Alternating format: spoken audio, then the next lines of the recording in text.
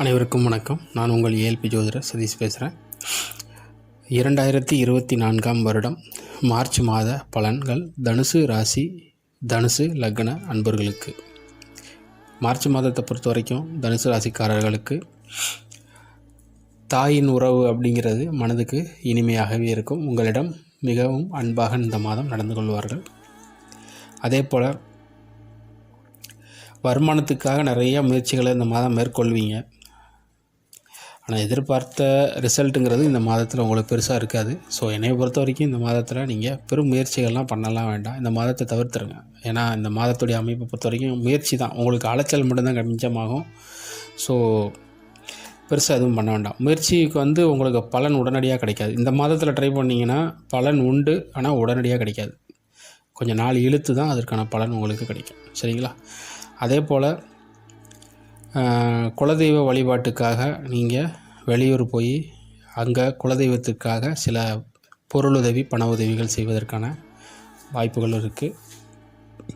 இளைய சகோதரருக்காக அவர் மனசுக்கு பிடிச்ச ஏதாவது ஒரு வெளிநாடு போகணுன்னு நினச்சிக்கிட்டு இருந்திருப்பார். அதுக்கு நீங்கள் அவருக்கு பணம் கொடுத்து உதவி செய்வதற்கான வாய்ப்புகளும் இந்த மாதத்தில் உண்டு. சரிங்களா? அதே போல் அவர் ஒரு நிலம் வாங்கணும், இந்த மாதிரி ஏதாவது எண்ணம் இருந்தாலும் டாக்குமெண்ட் சம்மந்தப்பட்ட விஷயங்களுக்காக நீங்கள் உதவி செய்து பண உதவி செய்வதற்கான வாய்ப்புகளும் இந்த மாதத்தில் இருக்குது.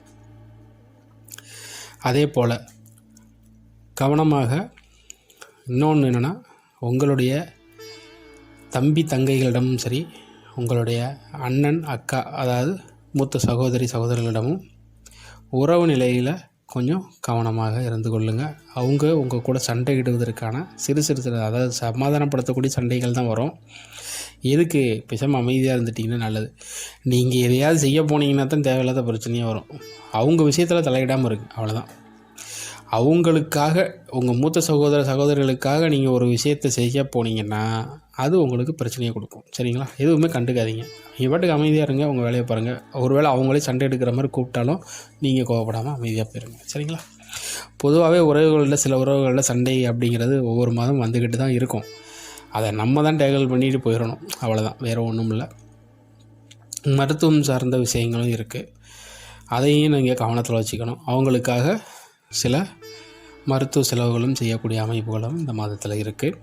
அதே போல் மனைவியின் மூலமாகவும் தாயின் மூலமாகவும் மென்டல் ப்ரெஷருங்கிறது கண்டிப்பாக தனுசு ராசிக்காரர்களுக்கு இந்த மாதம் உண்டு.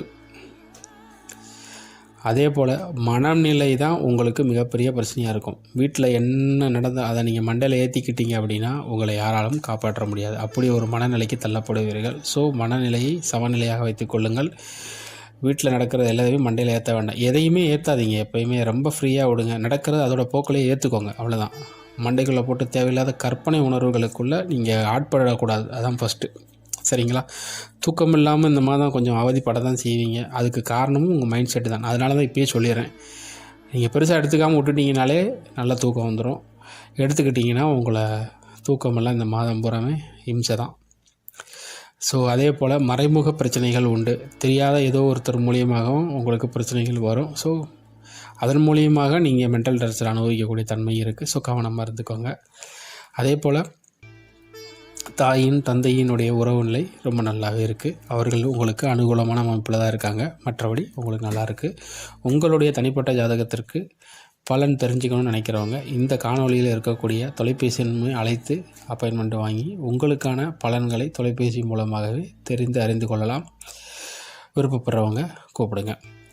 மீண்டும் அடுத்து இன்னொரு காணொலியில் சந்திக்கும் வரை உங்களிடமிருந்து விடைபெறுகிறேன். நன்றி, வணக்கம். அனைவரும் வாழ்க வளமுடன், சுகமே சொல்க.